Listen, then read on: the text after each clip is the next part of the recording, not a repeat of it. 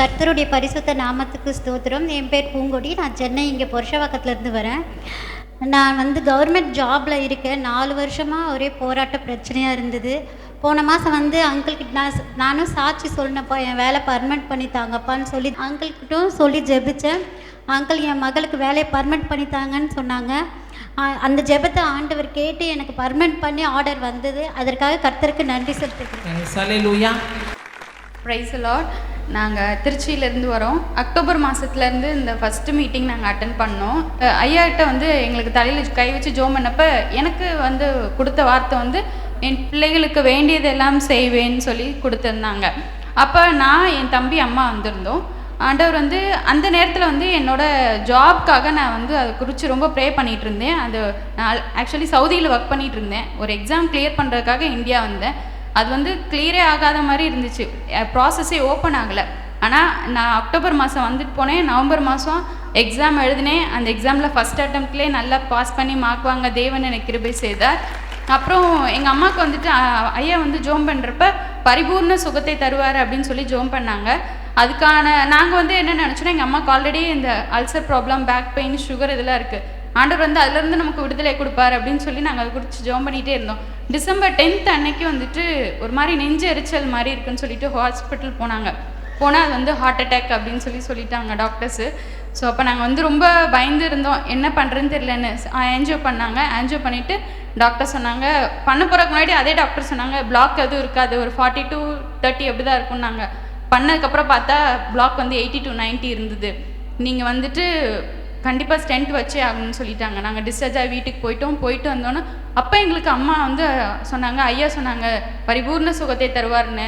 நான் போய் ஸ்டென்ட் வைக்கலாம் அப்படின்னு சொல்லி அந்த ப்ரொசீஜர் பண்ணோம்.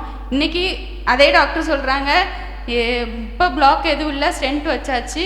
டாக்டர் சொல்கிறாங்க இந்த ஹார்ட் அட்டாக் இன்றைக்கி சடனாக வந்ததோ ஏதோ கிடையாது, பல நாளாக இருக்கலாம், பல மாதமாக இருக்கலாம், பல வருஷமாக இருக்கலாம் அப்படின்னு சொன்னாங்க. நான் ஒரு நர்ஸ், என்னால் புரிஞ்சுக்க முடியும். ஒரு ஹார்ட் அட்டாக் இவ்வளோ நாள் கழித்து எங்களுக்கு இது தெரிஞ்சிருக்கு. ஆண்டவர் இம்மட்டுமா ஜீவனை காத்தார். அதற்கு கொடான கொடி நன்றி. ஹல்லேலூயா.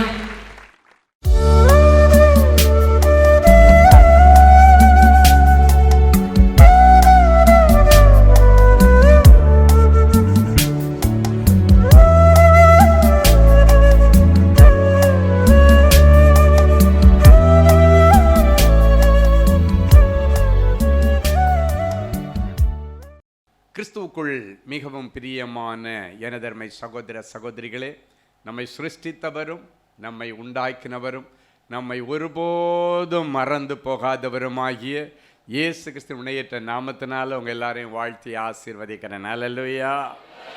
இப்பொழுது நாம் மங்கள வார்த்தைக்கு நேராக கடந்து செல்வோம். எடுத்து வாசிங்க. ஏசாயா தீர்க்கதரிசியின் புஸ்தகம் 62ஆம் அதிகாரம் 3, 4 ஆகிய வசனங்கள் இப்படியாய் சொல்லுகிறது. எடுத்து வாசிக்கலாமா? நீ கர்த்தருடைய கையில் அலங்காரமான கிரீடமும் உன் தேவனுடைய கரத்தில் ராஜ முடியுமாயிருப்பாய். நீ கைவிடப்பட்டவன் இனி நீ கைவிடப்பட்டவள் என்று சொல்லப்படாமலும், உன் தேசம் இனி பாழான தேசம் என்னப்படாமலும், உன் தேசம் இனி பாழான தேசம் என்று சொல்லப்படாமலும், நீ எப்சிபா என்றும் உன் தேசம் பியூலா என்றும் சொல்லப்படும். உன் தேசம் பியூலா என்றும் சொல்லப்படும். கர்த்தர் உன்மேல் பிரியமாயிருக்கிறார். உன் தேசம் வாழ்க்கைப்படும். உன் தேசம் வாழ்க்கைப்படும். எல்லாம் கரங்களை உயர்த்தி ஆமென் சொல்லுங்க. ஆமென்னா என்ன தெரியுமா? அப்படியே ஆக கடவுது ஆண்டவரேன்னு அர்த்தம். ஆமென். உங்க எல்லாருக்கும் ஆண்டவர் தீர்க்க தரிசனமா சொல்றாரு, நீ கர்த்தருடைய கையில அலங்காரமான கிரீடம், பரிசுத்த அலங்காரத்துடைய அவரை தொழுது கொள்ளும்படி இன்றைக்கு உங்களை ஒரு பரிசுத்த சந்ததியாக கர்த்தர் உருவாக்க விரும்புகிறார். எங்கள் ஊழியத்தில் நடந்த ஒரு சம்பவம், ஒரு சாட்சி எனக்கு ஞாபகம் வரும். ஒரு தாயார், குமரி மாவட்டத்தில் ஒரு தாயார் சொன்ன ஒரு சாட்சி என்னென்னா, அங்கே ஒரு வாட்டி அன்பரின் பாத்தில் சொன்னாங்க, ஐயா என்னுடைய சித்தப்பா, எங்கள் பெரியப்பா, அத்தை எல்லாம் சேர்ந்து அந்த காலத்தில் வழி இல்லாத ஒரு இடத்துல இவங்க அப்பா இடம் வாங்கிட்டார். இடம் வாங்கி ஒரு வீடு கட்டிட்டார். அந்த காலத்தில் எல்லாரும் வழி விட்டாங்க. அவங்க போயிட்டு அந்த வீட்டில் சந்தோஷமாக தான் குடியிருந்தாங்க.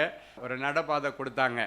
ஆனால் இப்போ இவங்க சென்னைக்கு கொஞ்சம் நல்ல வசதியாகி எல்லாம் நல்ல ஆனதற்கு பிறகு இப்போ இங்கேருந்து ஊருக்கு லீவுக்கு போகும்பொழுது திடீர்னு ஒரு நாள் போனால் வழியெல்லாம் அடைச்சி வச்சுட்டு வழி கொடுக்க மாட்டாங்க. அவங்க சொன்னாங்க, எல்லாம் சொந்த இரத்த உடன்பிறப்புகள், எங்கள் அப்பாவுடைய உடன்பிறப்புகள் தான். ஆனால் எங்களை உள்ள உடல்ல அவங்க வீட்லேயும் இடம் கொடுக்கல. ஏன்னா 1000 லாட்ஜருக்கு போய் தங்கிக்கோன்னு துரத்தி விட்டாங்க. கண்ணீரோட லாட்ஜில் வந்து படுத்துட்டு இங்கே வந்து குடும்பத்தில் உள்ள பெரியவங்களெல்லாம் சொல்லி நாங்கள் கேட்டு பார்த்தோம். அது இப்போ முன்னாடி எல்லாம் பூமிக்கு விலை இல்லை, இப்போ பவுனை காட்டிலும் விலை ஜாஸ்தியாக இருக்குது, அதனால் வழி கொடுக்க முடியாது என்று சொல்லி உள்ளால் அவங்களுக்கு 20 சென்ட் இருக்குது. 20 சென்டும் வழி இல்லாததுனால பயன்படுத்த முடியாத ஒரு சூழ்நிலை. சகோதரி வந்து அழுதாங்க. நான் சொன்னேன், நானே வழின்னு ஆண்டவர் சொல்லியிருக்காரு, இந்த வசனத்தை இன்னைக்கு நீ பிடிச்சிருக்கோம். எப்பவுமே பைபிளில் உள்ள வசனங்களை சொல்லி நீங்க ஜெபிச்சீங்கன்னா, வேதம் சொல்லுகிறது வார்த்தை மனோருவாகும், அது தான் அனுப்பின காரியத்தை செய்து முடிக்கும். மாரியும் உறைந்த பனியும் வானத்திலிருந்து இறங்கி பூமியில பூண்டுகளை நனைத்து அதை கனி கொடுக்க வச்சிட்டு மறுபடியும் திரும்புகிறது போல ஆண்டவருடைய வார்த்தைகளும் தான் அனுப்பின காரியத்தை நிறைவேற்றும். இன்னைக்கு ஆண்டவர் சொல்றார், நீங்க எப்பவுமே அப்படி குத்துமதிப்பாக யார்கிட்டையும் பேசக்கூடாது. தீர்க்க தரிசனம் கூட வசனத்தில் இருந்து தான் வரும். என் அனுபவத்தில் நான் சொல்லுகிறேன். நான் அநேகருக்கு தீர்க்க தரிசனம் உரைக்கும் பொழுது, ஆண்டவர் பேசும் பொழுது அதற்கு ஏற்ற வசனங்களை தான் தீர்க்க தரிசனமாய் கொடுக்கிறார். வேதத்தில் இல்லாத தீர்க்க தரிசனம் இல்லை. இன்னொரு தீர்க்க தரிசனத்தை ஒருத்தன் வெளியிருந்து கொண்டு வந்து உள்ள புகுத்த வேண்டிய அவசியம் இல்லை. எல்லா சூழ்நிலைக்கு ஏற்ற தீர்க்க தரிசனங்கள் இந்த குட்டி புத்தகத்தில் தேவனுடைய வார்த்தையாக, அது தேவனுடைய வாயாக, தேவனுடைய விரலால் எழுதப்பட்ட வார்த்தைகளாக உள்ள இருக்கிறது. அப்பதான் சொன்னேன், இந்த வசனத்தை பிடிச்சிட்டு போங்க. சொன்னேன், நானே வழின்னு சொன்னீங்களா ஆண்டவர்? அப்படின்னா வழி இல்லைன்னு நினைக்கிறேன், நான் உனக்கு வழின்னு சொல்லி இந்த வார்த்தையை சொல்லி நீங்கள் ஜெபம் பண்ணுங்க, ஆண்டவர் கர்த்தர் அற்புதம் செய்வார்னு சொல்லிட்டு இந்த வார்த்தையை சொல்லி தான் அந்த சகோதரிக்கு ஜெபம் பண்ணி அனுப்பி விட்டேன். திடீர்னு ஒரு நாள் அவங்க ஊர்லேருந்து ஃபோன் பண்ணாங்களா. அதுக்கப்புறம் இவங்க சண்டையெல்லாம் போடல, முதல்ல பஞ்சாயத்தெல்லாம் பேசி ஒன்றும் நடக்கலை, விட்டாங்க. ஒரு நாள் திடீர்னு கூப்பிட்டாங்களாம். அவங்க சொன்னாங்க, பிள்ளை நீ வா, ஒரு 4 சென்ட் இடத்த அப்படி உனக்கு எழுதி தாரேன், நீ இவ்வளோ நடந்தானே போன, சைக்கிளில் தானே போன, நீ காரில் வச்சிருக்கிறல்ல, நீ காரில் உள்ளே போய் உன் வீட்டுக்குள்ளே போகிறதுக்கு உனக்கு ஒரு 4 சென்ட் இடத்த நாங்கள் எல்லாம் சேர்ந்து எழுதி தர தீர்மானிச்சிட்ட. எத்தனை பேர் ஆமேன்னு சொல்ல முடியும்? அல்லேலூயா. யாக்கோபை ஆசீர்வதிச்சு பரிவாரங்களோட ஊருக்கு அனுப்பி வீடை கட்டி தன்னுடைய மிருகங்களுக்கெல்லாம் கொட்டாரங்களை போட்டு கொடுத்து லைஃப்பில் நல்லா செட்டில் ஆகி முதிர் வயதிலே அவன் மரித்தான். அவன் பிள்ளை செத்துட்டான்ற ஒரு சூழ்நிலை வந்துச்சு. செத்துட்டான்னு சொல்லி அழுது கொண்டிருந்தான். ஆனாலும் அவனுடைய முதிர் வயதிலே ஒரு செய்தி வருகிறது, அவன் சாகவில்லை, அவர் ராஜ கிரீடத்தோட உட்கார்ந்து இருக்கிறான் எகிப்திலே. அவன் இவனுங்களை நம்புறதா நம்பலையான்னு அவங்க அப்பாவுக்கு தெரியல. இவனை நம்பலாமா நம்ப கூடாதா, இவனுக்கு தான் அவன் செத்துட்டான்னு சொல்லி ப்ரூவ் பண்ணி துணியில ரத்தத்தை எல்லாம் துவைத்து கொண்டு வந்தார்களே, இவனுங்களே இப்ப இல்ல அவங்க ராஜ மேன்மேல இருக்கா, எகிப்திற்கு பிரசிடென்டா இருக்கிறான்னு சொல்றாங்களே, இவனை நம்பலாமான்னு சொல்லி ஒரு நாள் ராத்திரி உட்கார்ந்து ஒரு இன்ப அதிர்ச்சி தருகிற செய்தியை சொன்னானுங்க பிள்ளைங்க. ஆனால் அது உண்மையா இருக்குமோ, இவனுங்களை எப்படி நம்புறதுன்னு போகும்போது ஆண்டவர் நடுராத்திரியிலே இஸ்ரவேலுக்கு தரிசனமானா சொன்னார், உன் பிள்ளைங்க சொல்றபடி நீ எகிப்திற்கு போ, நீ ரொம்ப நேசித்த உன் பிள்ளை யோசேப்பு அங்கு வாழ்ந்திருக்கிறான். அல்லேலூயா. என் அன்பு தேவனுடைய பிள்ளைகளே, ஒருத்தை யாக்கோபு இஸ்ரவேலா மாறும் பொழுது சோதனைகள் வந்தாலும் முடிவு மகிமையாயிருக்கும். ஹல்லேலூயா. என் அன்பு தேவனுடைய பிள்ளைகள், அவர் ரொம்ப நேசித்த பிள்ளைதான் அந்த யோசேப்பு. எத்தனை நாள் அவன் செத்துட்டான்ற செய்தியை கேட்டு அழுதிருப்பாடு யோசித்து பாருங்க. ஆனாலும் ஆனந்த கண்ணீர் விட்டு அவனுடைய மடியிலே தன்னுடைய ஜீவன் போகும்படிக்கு அவனுடைய பிள்ளைகளையும் பார்க்க கர்த்தர் உதவி செய்தார். நீ இஸ்ரவேலா மாறிட்டியன்னா இப்படிப்பட்ட மாற்றங்கள் உன் குடும்பத்தில் வரும். எந்த காரியம் உன்னை ரொம்ப அழுத்தி கொண்டிருக்கிறதோ, உன்னை துக்கப்படுத்திட்டு இருக்கிறதோ, அந்த துக்கத்தை ஆண்டவர் சந்தோஷமாய் மாற்றுவார். அல்லேலூயா. முதலாவது பரிசுத்தம் நமக்கு அலங்காரம், இரண்டாவது சாந்தமும் அமைதலும் நமக்கு அலங்காரம் என்று கர்த்தர் சொல்லுகிறார். 1 பேதுருவின் புஸ்தகம் 3ஆம் அதிகாரம் 3, 4 ஆகிய வசனங்கள் இப்படியாய் சொல்லுகிறது. மயிரை பின்னி பொன் ஆபரணங்களை அணிந்து உயர்ந்த வஸ்திரங்களை உடுத்தி கொள்ளுதலாகிய புறம்பான அலங்கரிப்பு உங்களுக்கு அலங்காரமாய் இராமல் இன்றைக்கு பிறகு அழியாத அலங்கரிப்பாய் இருக்கிற சாந்தமும் அமைதலும் உள்ள ஆவியாகிய இருதயத்தில் மறைந்திருக்கிற குணமே உங்களுக்கு அலங்காரமாய் இருக்க கடவுது. அதுவே தேவனுடைய பார்வையிலே விலையே நிறைவேற பெற்றது. மோசையை குறித்து ஆண்டவர் சொல்லும் பொழுது சொல்றாரு, என்னாகும் 12:3, மோசையானவன் பூமியில் உள்ள சகல மனிதரிலும் மிகுந்த சாந்த குணமுள்ளவர். இது யார்கிட்ட உள்ள குணம் தெரியுமா? இயேசுவிடத்தில் காணப்பட்ட குணாதிசயம். அவர் சாந்தமும் நீடிய பொறுமையும் தயவும் உள்ள தேவன் என்று ஆண்டவராகிய இயேசு கிறிஸ்துவை குறித்து வேதம் சொல்கிறது. இயேசு சாந்தமும் பொறுமையும் நீடிய தயவும் உள்ளவராய் இருந்தா அவருடைய வித்துக்கள் நாம் என்று வேதம் சொல்கிறது.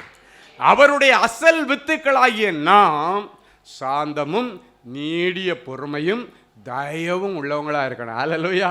உங்களை பார்க்குறவங்க இயேசுவை பார்க்கணும். நீங்கள் எல்லாரும் இயேசுவை பிரதிபலிக்கிற கண்ணாடிகளாக இருக்கணும், பிம்பங்களாக இருக்கணும். அதுதான் இந்த வாழ்க்கையில் நீங்கள் ஆண்டவருக்கு செய்கிற ஒரே நன்றி கடன். உங்கள் நிமித்தம் ஒரு நாளும் ஆண்டவருடைய நாமம் தூஷிக்கப்படக்கூடாது. சில நேரங்களில் சில குடும்பத்தில் பிள்ளைங்க, அவங்க அப்பா ரொம்ப நல்ல ஒரு நீதிமானாக இருந்திருப்பார். ஆனால் பிள்ளைங்க தகாத வழியில் நடந்தால் சொல்லுவாங்க, இந்த மனுஷனுக்கு போய் இப்படி ஒரு பிள்ளையான்னு கேட்பாங்க. ஏன்னா அவருடைய வித்து தான் இது. ஆனால் இந்த மனுஷனுக்கு இப்படி ஒரு பிள்ளையா? ஒரு நாளை ஏசப்பாவுக்கு இப்படி ஒரு பிள்ளையான்னு சொல்லி ஒரு நாளும் நீங்கள் இராதபடிக்கு உங்கள் இருதயத்துக்கு உள்ளால சாந்தமும் அமைதலும் உள்ள ஒரு குணாதிசயம் இன்னைக்கு மாறணும். அந்த குணாதிசயத்தை இன்னைக்கு கர்த்தர் உங்களுக்கு தருவார். மோசையை பார்த்தீங்கன்னா, மோசையுடைய வாழ்க்கை 4 அத்தியாயமாக பிரிக்கலாம். 40 முதல் 40 வருஷம் சூப்பராக ஜாலியாக ராஜா அரண்மனையில் ராஜ வாழ்க்கை. ஆமென். அடுத்த 40 வருஷம் குடும்பத்துக்காக வாழ்கிறான். அதுக்கப்புறம் அங்கேருந்து ஒரு கொலைப்பள்ளி வருது, ஊரை விட்டு ஓடுறான், உயிருக்கு பயந்து ஓடி வர்றான். அங்கே வந்து அதன் பிறகு நீங்கள் இன்னைக்கு இஸ்ரேல் தேசத்துக்கு போகும்போது நீங்கள் பார்க்கலாம், அந்த சீனா மலையடிவாரத்தை அது ஆடுகளை அந்த தண்ணி எடுக்க வரும்பொழுது தான் கர்த்தர் முன்குறித்த மனைவியை சந்தித்து ஒரு ஆசாரியனுடைய மகளை இவனுக்கு மனைவியாக கொடுக்குறான். இதெல்லாம் தேவ திட்டத்தின்படி நடக்கிறது. காட்ஸ் வில்லுப்படி தான் அவன் கல்யாணம் பண்ணணும், அதுதான் உண்மை. ஆனால் அவனுடைய சகோதரியாகிய மிரியாம் இவனுடைய திருமணத்தை குறித்து ரொம்ப தப்பாக பேச ஆரம்பித்தா. போன இடத்துல நம்ம ஊரில் சொல்ல தள்ளிட்டு வந்துட்டான்னுவாங்க. ஆமேன். எதையோ கொண்டு வந்துட்டானு, என்ன பேசுகிறான்னு பைபிளில் எழுதலை. ஆனால் இவனுடைய இருதயம் துக்கப்படும்படி பேசிட்டு சொல்கிறா. இவன் சொல்கிறான், இல்லை இது ஆண்டவராக எனக்கு அமைச்சு கொடுத்த வாழ்க்கைன்னு சொன்னாலும் அவள் சொல்கிறா, என்ன ஆண்டவர் உங்கள்கிட்ட பேசினார், உங்கள்கிட்ட மட்டும்தான் பேசுவாரா, எங்கள்கிட்ட பேச மாட்டாரா? அப்படி ஆண்டவர் கொடுத்துருந்தா எங்கள்கிட்ட பேசியிருக்கணும். ஏன் எல்லாத்தையும் உங்ககிட்ட பேசுனேன்னு ஆண்டவருக்கு என்ன இருக்குது? அவர் பேச வேண்டிய ஒரு இடத்துல தான் பேசுவார். அல்லேலூயா. அப்படி தரக்குறைவா அவனுடைய அபிஷேகத்தை கொச்சைப்படுத்தினாள். இன்னும் ஆண்டவர் உங்ககிட்ட மட்டும்தான் பேசுவாரா, எங்கிட்ட எல்லாம் பேச மாட்டா? அவனுடைய அபிஷேகத்தை கொச்சைப்படுத்தினாள். ஆண்டவருக்கு கோவம் வந்துருச்சு. உனக்கு என்ன தெரியும் அவனை பற்றி? நேரம் அவன் அமைதியாக போயிட்டான். தான் அந்த மீந்த சாந்த குணம். இவன் அதுக்கப்புறம் சரி அக்கா தானே சொல்கிறா, சொல்லிட்டு போட்டேன் அப்படின்னு விட்டுட்டு இவன் அங்கே சண்டை போடலை, வாக்குவாதம் பண்ணவில்லை. வேதத்தில் அழகாக எழுதியிருக்கு, சண்டை போடவே இல்லை. சரி அக்கா சொல்கிறதுக்கு அவ்வளோ உரிமை இருக்குது, போட சொல்லிட்டு போட்டேன் அப்படின்ட்டு அவன் அமைதியாயிட்டான். ஆனால் ஆண்டவர் அமைதியாக இல்லை. ஏன் தெரியுமா? அவனுடைய அபிஷேகத்தை அவள் கொச்சைப்படுத்தினாள். ஆண்டவருக்கு கோபம் வந்துருச்சு. நேரம் இறங்கி வந்தார். ஆசரிப்பு கூடாரத்துக்கு மிரியாமையும் ஆரோனையும் கூப்பிட்டார். நீ என்ன நினச்சிட்டு வாங்கன்னு வாங்கினார். சாதாரணம் இல்லை. ஆண்டவர் சொல்கிறாரு, எனக்கு அவனுக்கு இடையில உள்ள உறவு உனக்கு தெரியுமா? நீ வெளியே பார்க்குறத வச்சுட்டால அவனை பேசக்கூடாது. எனக்கு அவனுக்கு உள்ள உறவு நான் முகமுகமாய் அவனோடு பேசுகிறேன். ஆனால் உங்ககிட்ட அப்படியெல்லாம் நான் பேசலை. நீ தீர்க்கதரிசி தான். நான் உன்னிடத்திலே தீர்க்கமாய் சொல்லுகிறதை நீ தரிசனத்திலே பார்த்து அதை மக்களுக்கு சொல்லுகிற தீர்க்கதரிசி. ஆனால் நான் அவனோடு தரிசனத்தில் அல்ல, முகமுகமாக பேசுகிறேன். அப்படி இருக்க என் தாசனாகிய மோசேக்கு விரோதமாய் பேச உனக்கு தைரியம் எங்கேருந்து வந்துச்சுன்னு கேட்டார். ஹல்லேலூயா. எப்படி இருக்கும்? ஆண்டவரே வந்து நின்று டோஸ் கொடுத்தா எப்படி இருக்கும் யோசித்து பாருங்க. நண்பதேவனுடைய பிள்ளைகளை, இன்றைக்கும் ஊழியர்களுக்கு அநேக கல்லடி சொல்லடி வந்தாலும் சரி ஆண்டவரே மன்னிச்சிடு, நல்லா இருக்கட்டும். அன்னைக்கு மோசையுடைய வாழ்க்கையில் பாருங்க, அவன் விட்டுட்டு போயிட்டான். ஆனால் ஆண்டவர் வந்தார். வந்து வாங்குன்னு வாங்கிட்டு நான் அவன்கிட்ட முகமுகமாக பேசுகிறேன். இதுதான் எங்கள் 2 பேருக்கு இடையில் உள்ள ரகசியம். இதெல்லாம் உனக்கு நாங்கள் சொல்லணுன்ற அவசியம் இல்லை. ஆனால் இப்போ நீ இப்படி பேசுனதுனால நான் சொல்கிறேன், நான் அவனோட முகமுகமாக பேசுகிறேன். அந்த ஆண்டவர் தான் சொல்கிறாரு, மோசையானவன் பூமியில் உள்ள சகல மனிதரிலும் மிகுந்த சாந்த குணம். அதுதான் அவனுக்கு அலங்காரம். அதான் ஆண்டவருக்கு முன்பாக அவனுக்கு ஹைலைட். இன்னைக்கு ஆண்டவருக்கு முன்பாக உன் ஹைலைட் என்ன? ஆண்டவரை கவர்ந்து இழுக்கிற குணமுன்னிடத்தில் என்ன இருக்கிறது? தாவீது கவர்ந்து இழுக்கிறதுக்கு ஆண்டவர் காரணம் என்னன்னா, அவன் துதிச்சான். யோசேப்பு கவர்ந்து இழுக்கிற காரணம் என்னன்னா, பாவத்தை கண்டு விலகி ஓடினான். தானியேல் கவர்ந்தெழுத்த ஆண்டவருடைய பார்வை அவன் மேலே பட்டது. கவர்ந்தெழுக்க அவன்கிட்ட ஆண்டவரை கவரக்கூடிய ஒரு நல்ல குணாதிசயம். ஆண்டவர் காசை பணத்தை வச்செல்லாம் அவரை கவர முடியாது. இதயத்தின் உள்ளத்துக்குள் இருக்கிற ஒளிந்திருக்கிற நற்குணங்கள், அதுதான் ஆண்டவரை கவரும். தானியேல் பார்த்தா எல்லாரும் தண்ணி அடிச்சிருக்காங்க, இவன் மட்டும் ஆண்டவர் தங்குகிற ஆலயத்தை தீட்டுப்படுத்தாமல் இருந்தான். அது ஆண்டவருக்கு ரொம்ப பிடிச்சிருச்சு. ஒரே நைட்டில் டிஸ்ட்ரிக்ட் கலெக்டர் ஆகிட்டாரு. பாபிலோன் மாகாணம் முழுவதற்கும் அவனை மாகாணத்திற்கு அதிபதி, மாவட்ட அதிகாரியாக கர்த்தர் அவனை உயர்த்தினார். ஹல்லேலூயா. என் அன்பு தேவனுடைய பிள்ளைகளே, இப்படிப்பட்ட சாந்தமும் மிகுந்த அமைதலும் உள்ள பிள்ளைகளை கர்த்தர் கனம் பண்ணுவார். ஆண்டவர் பாறை பார்த்து பேசுன்னு சொன்னார். ஆனால் அவன் என்ன பண்ணிட்டான், கோலெல்லாம் அடிச்சிட்டான். ஒரு சின்ன மிஸ்டேக். என்ன மிஸ்டேக்? பெரிய மிஸ்டேக் எல்லாம் இல்லை. ஆண்டவர் சொன்ன வார்த்தையை அவன் சரியாக கவனிக்காம இந்த பாறையை பார்த்து பேச தண்ணி வரணும். ஏன்னா ப்ரீவியஸ் எக்ஸ்பீரியன்ஸ், அதான் ரொம்ப கவனமாக இருக்கணும். ஆண்டோடைய வார்த்தையை கேட்கும்போது ரொம்ப கவனமாக இல்லை, ரொம்ப கவனமாக இருக்கணும். கிளாரிட்டி, கிளியராக இருக்கணும். இதுக்கு முன்னாடி தண்ணி கேட்கும்போது ஆண்டவரே சொன்னார், இந்த பாறையை பார்த்து அடி. அப்போ அடித்த உடனே தண்ணி இது ஒரு ஏரியா. அதன் பிறகு இன்னொரு இடத்துல வரும் பொழுது தான், அந்த மேரிபா என்கிற இடத்துல வரும்பொழுது மறுபடியும் ஜனங்கள் புலம்புறாங்க, இவனுக்கு தண்ணி வேணும், இவங்களுக்கு கொடுக்கணும். அப்போ ஆண்டவரிடத்தில் கேட்கும்போது ஆண்டவர் சொன்னார், இப்போ இந்த பாறையை பார்த்து பேசு. அவன் பழக்க தோஷத்தில் அடிச்சிட்டான். பெருசாக பிளான் பண்ணி ஆண்டவருக்கு விரோதமாக செய்யணும்னு எல்லாம் நினைக்கல. சில நேரங்களில் பழக்க தோஷத்தில் சில செய்கிற காரியங்கள் ஆண்டவருடைய பார்வையிலே சில தடைகளையும் வாழ்க்கையில ஆசீர்வாதங்களையும் தடை பண்ணி போடும். அதை இன்னைக்கு நீங்கள் தெரிஞ்சுக்கணும். அப்போ ஆண்டவர் சொல்கிறாரு, மேரிபாவின் தண்ணீரை பற்றிய காரியத்தில் நீ என் வார்த்தைக்கு கீழ்ப்படியாமல் போனபடியினாலே கொடுப்பேன் என்று இப்போ சொன்ன அந்த கானான் தேசத்துக்குள்ளே நீ போவிட மாட்டேன். எப்படி இருக்கும்? 40 வருஷம் வனாந்தரத்தில் நாங்கள் 40 பேர் 50 பேரை கூப்பிட்டு போவோம். அண்ணனுக்கு தெரியும். இந்த 50 பேரை 10 நாள் சமாளித்து கூட்டு வர்றதுக்குள்ளால நான் படுற பாடு எனக்கு தான் தெரியும். நான் நிறைய முறை கேட்டேன், ஆண்டவரே இப்படி ஒரு ஊழியம் வேண்டாம், விட்டுருங்க, என்ன நான் படுற பாடு என்ன பிச்சை எடுக்கிறாங்க. ஒருத்தர் காலில் அடிப்பாங்க. நல்ல ஸ்டார் ஹோட்டலில் ரூம் போட்டிருப்போம்.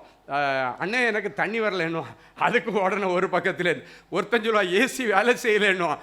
ஏசி ரிமோட்டு எனக்கு ஆன் பண்ண தெரியாது. ஆன் பண்ண தெரியாமல் இருந்துட்டு அங்கேருந்து கத்திக்கிட்டே இறங்கி வர, என்ன ரூம் போட்டிருக்கீங்க, ஏசியை வேலை செய்யலை, இதுக்காக இவ்வளோ வந்தோம். உள்ளே போய் அட்டெண்டர் போய் பார்த்துட்டு, சார் அவங்களுக்கு ஏசி போட தெரில சார் அப்படின்னு. இப்படியெல்லாம் தாங்கி 40 பேர் 50 பேரை கொண்டு போய் ஒரு 9 நாள் 10 நாள் கூட்டு போயிட்டு வர்றதுக்குள்ள தண்ணி விட்டு போயிடுது.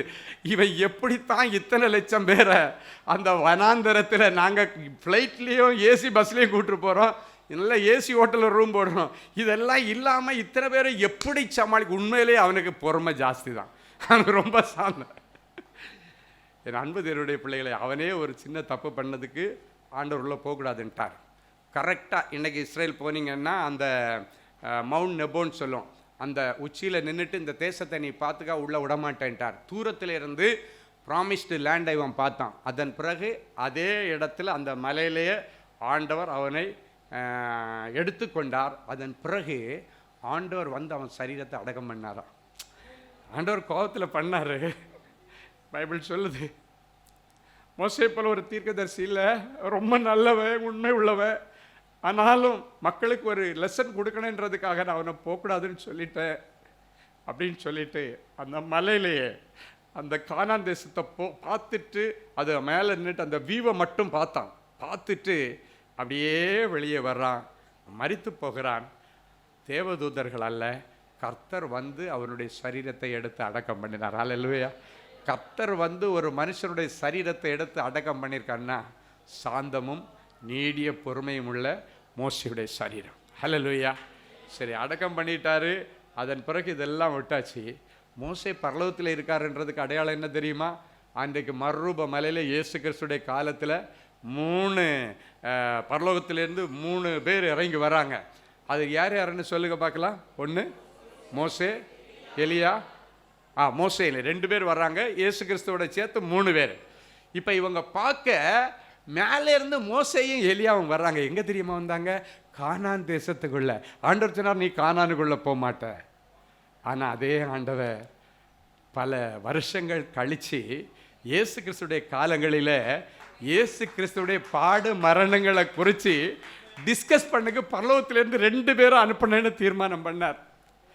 எந்தெந்த பரிசுத்தவான் அனுப்பலான்னு அப்படியே பார்க்கும் பொழுது என் அன்பான ஆண்டவருடைய பார்வை மோச மேலே படும் பொழுது அவன் பெருசாக ஒன்றும் தப்பு பண்ணலையே, அவனுக்கு கானானுக்குள்ள விட மாட்டேன்ட்டேன், இன்னைக்கு அவனை கானானுக்குள்ளே நான் இறங்க பண்ண போகிறேன்.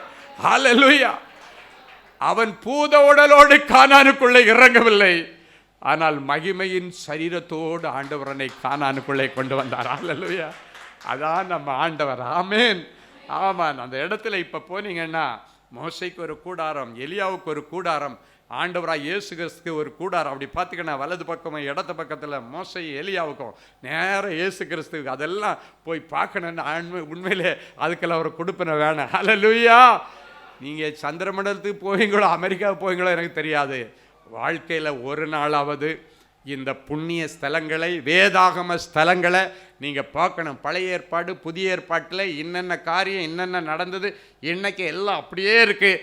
அதை நீங்கள் பார்க்கணும், ஆண்டவரிடத்தில் கேளுங்க, ஆண்டவர் அதற்கு வழி திறப்பார். ஆமேன்.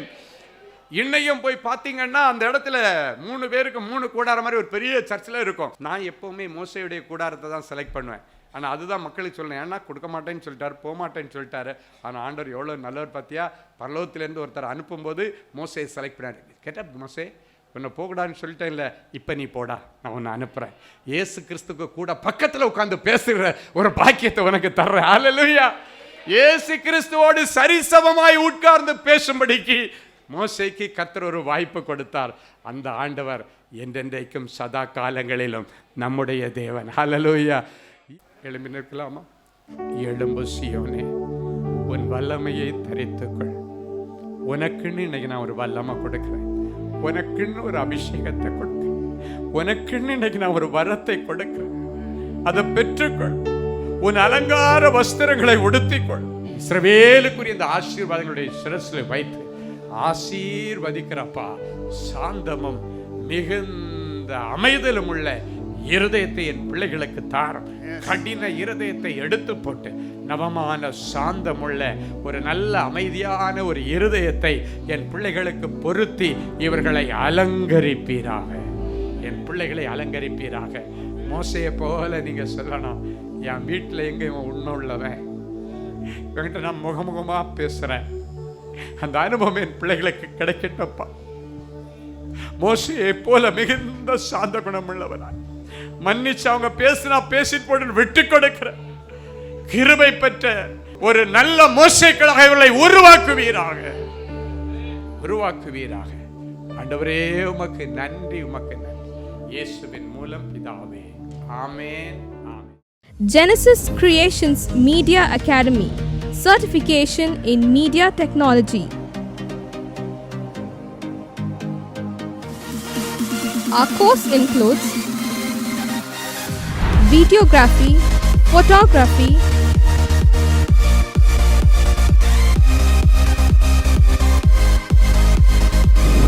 live video mixing,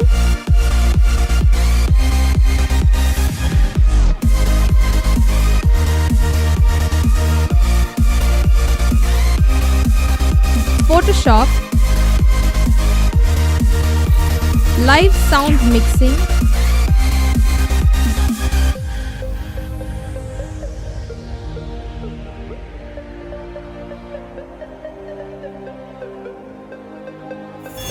drone cinematography,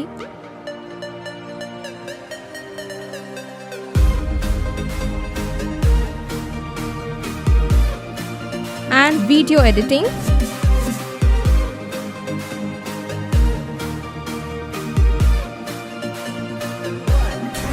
Praise the Lord. I welcome you all on behalf of Genesis Creations Media Academy. இந்த கோர்ஸ் நாங்கள் ஸ்டார்ட் பண்ணதுக்கான மெயின் ரீசன்ஸ் பார்த்தீங்கன்னா 3 பெனிஃபிட்ஸ் இருக்குங்க. ஃபர்ஸ்ட் பெனிஃபிட் பார்த்தீங்கன்னா இந்த கோர்ஸ் வந்து ஜஸ்ட் 3 months கோர்ஸ் தான். நீங்கள் 3 months இந்த கோர்ஸை நீங்கள் படித்து முடிச்சிடலாம். செகண்ட் பெனிஃபிட் பார்த்தீங்கன்னா இது வந்து ரொம்ப காஸ்ட் எஃபெக்டிவ். ஸோ நீங்கள் ஈஸியாக அஃபோர்ட் பண்ணி இந்த கோர்ஸை நீங்கள் படித்து முடிக்கலாம். மூணாவது பார்த்தீங்கன்னா இங்கே வந்து professional teaching with professional equipments கொடுக்குறோம். ஸோ நீங்கள் ஃப்யூச்சரில் எங்கேயாவது போய் ஜாப் ஜாயின் பண்ணாலும் சரி, இல்லை நீங்கள் வந்து பிஸ்னஸே ஆரம்பித்தாலும் சரி, அந்த ப்ரொஃபஷனல் எக்யூப்மெண்ட்ஸை ஹேண்டில் பண்ணுறதுக்கான ப்ரொஃபஷனல் ட்ரைனிங் நாங்களே உங்களுக்கு கொடுத்துருவோம்.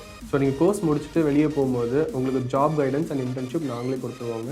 ஸோ இதுக்கும் மேலே உங்களுக்கு ஏதாவது டீட்டெயில்ஸ் வேணும்னா நீங்கள் ஸ்டாஃபை காண்டாக்ட் பண்ணலாம், உங்களுக்கு எல்லா டீட்டெயில்ஸும் கொடுப்பாங்க. வாங்க நம்ம கிளாஸ் ரூமில் சந்திக்கலாம். Thank you. For further details, contact 78248509 888-898-9999 or visit our website at www.genesiscreations.in.